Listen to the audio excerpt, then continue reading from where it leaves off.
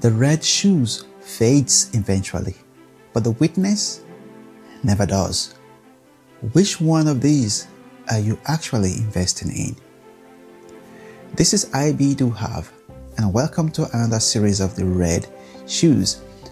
6 months ago, you bought these brilliant, great pairs of shoes. You were excited.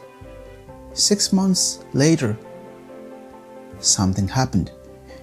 The excitement fades away. What is the source of happiness?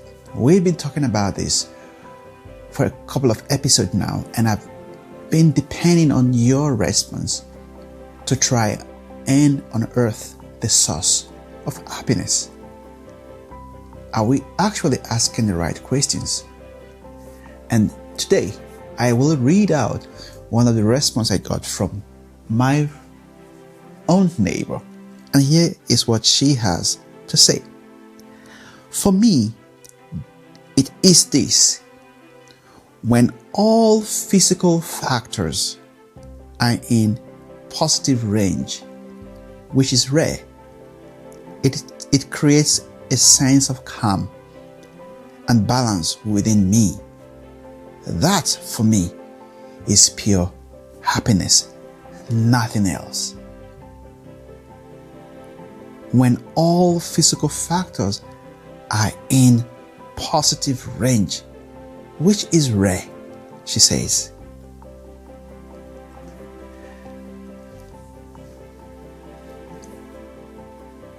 What a fantastic way to describe a fragile, transient nature of what we all struggle all our life to attain: happiness.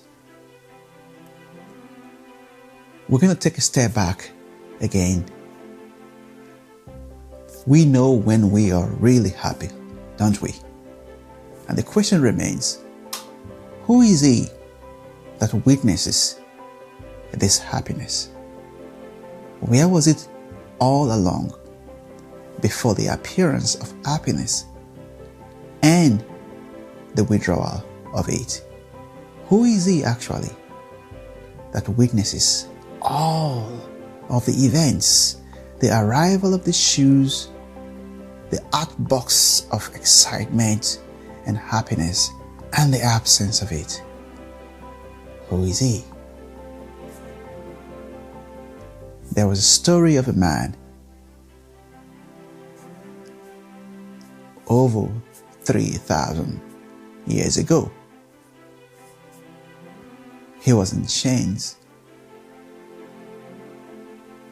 without nothing, and he wrote a story about happiness. I hope to give you more about this story, but before then, I really want to hear your response about who exactly witnesses happiness. Keep those comments coming in. See you later. Bye-bye.